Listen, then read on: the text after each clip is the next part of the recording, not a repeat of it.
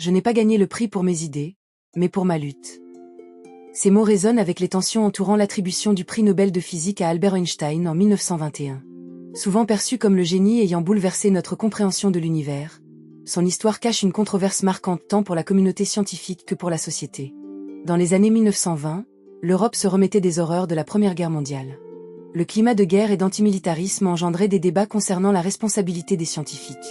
La théorie de la relativité d'Einstein, révolutionnaire, le plaçait comme un phare de changement, mais provoquait également des craintes quant à ses opinions politiques. L'attribution du prix Nobel à Einstein ne récompensait pas seulement ses découvertes. Elle était une déclaration symbolique sur la direction de la science dans une société déchirée.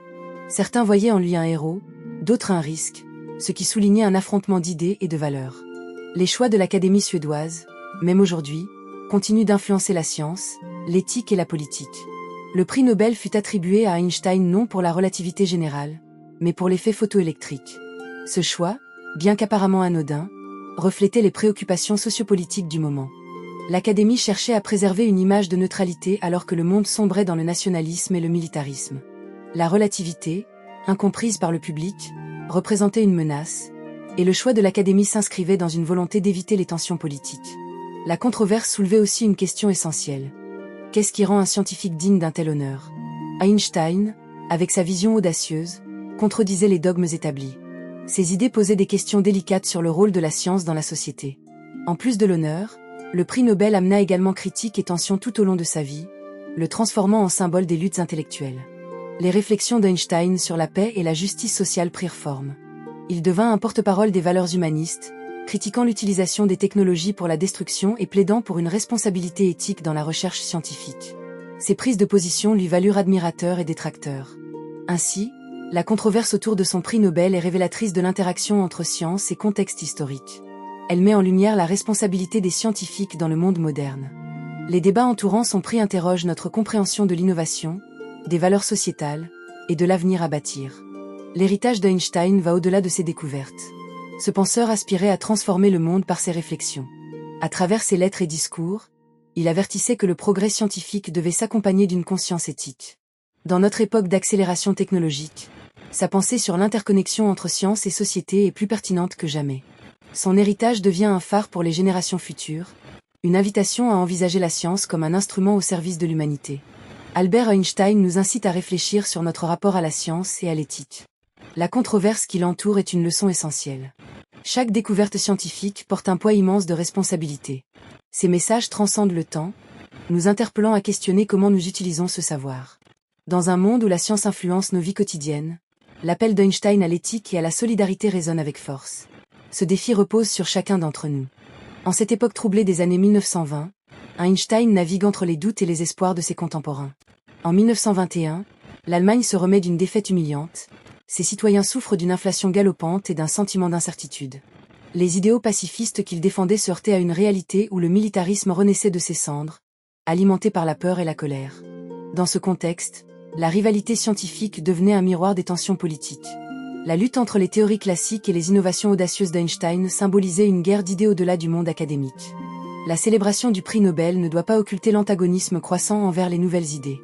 À cette époque, la société scientifique s'accrochait encore aux conceptions de Newton et à une vision déterministe de l'univers.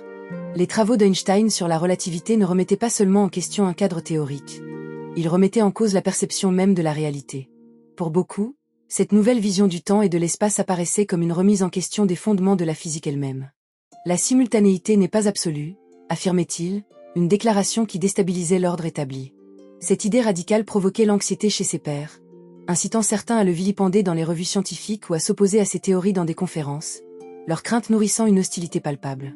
Quant à l'effet photoélectrique pour lequel il reçut le prix Nobel, il représentait une facette beaucoup plus familière et acceptable de son travail. En 1905, en pleine période de bouillonnement intellectuel, Einstein publia un article qui allait changer le paysage de la physique. Il proposait que la lumière, traditionnellement perçue comme une onde, se comportait également comme une particule, une notion révolutionnaire qui allait à l'encontre des idées reçues. Le phénomène de l'effet photoélectrique, observé lorsque des électrons sont émis d'une surface métallique lorsqu'elle est exposée à la lumière, démontrait que la lumière pouvait être quantifiée. Cela ouvrait la voie à la mécanique quantique, mais l'Académie suédoise redoutait de s'aventurer dans ces eaux tumultueuses. En plaçant son prix Nobel sous le signe de l'effet photoélectrique, Il choisissait une voie plus prudente et plus conventionnelle. Néanmoins, cette reconnaissance ne sapait pas l'engagement d'Einstein pour la paix. En tant que pacifiste convaincu, il s'illustre par ses actions tout au long de sa vie. En 1929, alors qu'il reçoit le titre de président de l'Association des chercheurs de l'Allemagne, il annonce qu'il refuse de prendre la position tant que le pays n'adoptera pas un programme de désarmement. Ces décisions difficiles illustrent comment Einstein, loin de se contenter de sa renommée académique, place sa conscience éthique au-dessus de sa carrière. Loin d'être seulement un scientifique, il devient un citoyen du monde, un intellectuel engagé qui pousse les autres à interroger la manière dont les découvertes scientifiques peuvent être utilisées, en plaidant pour des principes humanistes face à l'adversité. Les années passent, et alors que les menaces se multiplient, Einstein se retrouve à la croisée des chemins. En 1933, il émigre aux États-Unis en raison de la montée du nazisme. Ce nouveau chapitre de sa vie lui offre non seulement l'espace nécessaire pour poursuivre ses recherches, mais aussi la possibilité de parler ouvertement des dangers d'un pouvoir qui exploite la science à des fins destructrices. Par ses discours, il stratifie l'importance de la responsabilité scientifique. Le scientifique ne doit pas se contenter d'explorer l'univers. Il doit également anticiper les usages que l'humanité peut en faire. Einstein rappelle constamment que la science, bien que capable d'apporter des solutions prodigieuses, peut également produire des armes de destruction massive, à l'instar de la bombe atomique que l'on commence à concevoir dans les laboratoires américains. Son rôle dans le projet Manhattan, bien qu'indirect et contre sa volonté, est emblématique de cette lutte contre la fatalité. En 1939, sa lettre au président Franklin D. Roosevelt, coécrite avec le physicien Léo Szilard, attire l'attention sur le potentiel d'un développement nucléaire par l'Allemagne nazie. Il presse alors que les recherches en physique nucléaire pourraient conduire à une arme de destruction massive. Dans cette lettre, il souligne que l'effort de recherche doit être intensifié. Ce qu'il n'a pas prévu, c'est le dilemme moral qui en résultera. Sa découverte, qui aurait dû être un vecteur de paix, a été utilisée à des fins militaires. Il devient alors une figure tragique, tourmenté par les conséquences de ses propres réflexions scientifiques. Au sortir de la Seconde Guerre mondiale, Einstein ne tarde pas à dénoncer les conséquences de cette course à l'armement. Les horreurs d'Hiroshima et de Nagasaki marquent un tournant dans son engagement pour la paix. Il prend la parole dans plusieurs forums, incitant ses pairs à réfléchir sur leurs responsabilités éthiques. Sa voix résonne avec une intensité nouvelle, alors qu'il s'adresse à une société traumatisée. Tout le monde s'évade dans le matérialisme, déplore-t-il, évoquant un monde où le progrès scientifique semble avoir été détourné au profit de l'anéantissement. Ainsi, il devient un apôtre de la réconciliation, cherchant à réunir les nations par le dialogue et la coopération pour éviter que l'humanité ne se condamne elle-même. À mesure qu'il vieillit, Einstein observe avec une lucidité inquiétante les dérives de l'humanité. Son esprit brillant ne se saborde pas, mais se transforme. Les réflexions d'Einstein sur la paix et la justice sociale prennent une forme nouvelle. Il prône l'idée que les scientifiques doivent également être des citoyens engagés.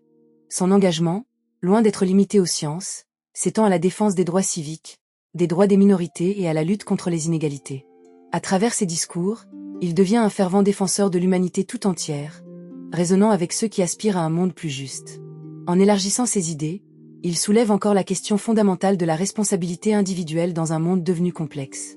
Son héritage va bien au-delà de simples théories scientifiques. Au cœur de ses pensées, il encourage chaque individu à reconnaître son pouvoir face aux décisions scientifiques et politiques qui touchent la vie de millions de personnes. La controverse entourant son prix Nobel se transforme alors en une métaphore de son héritage. Un appel à la responsabilité humaniste dans un monde moderne en pleine évolution, un monde où la science ne doit jamais être dissociée des valeurs morales qui transcendent notre existence. L'exemple d'Einstein est une lumière dans l'obscurité, une invitation à interroger le rôle de la science et à considérer son impact sur notre société. En ce sens, chaque découverte scientifique devient un cri dans l'univers, résonnant à travers le temps, nous appelant à une responsabilité éthique collective. Les réflexions d'Einstein deviennent un phare pour les générations futures, un appel à envisager la science comme un instrument au service de l'humanité.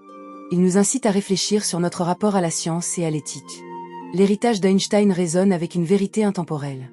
Chaque découverte scientifique doit être confrontée à la question de son impact sur l'humanité.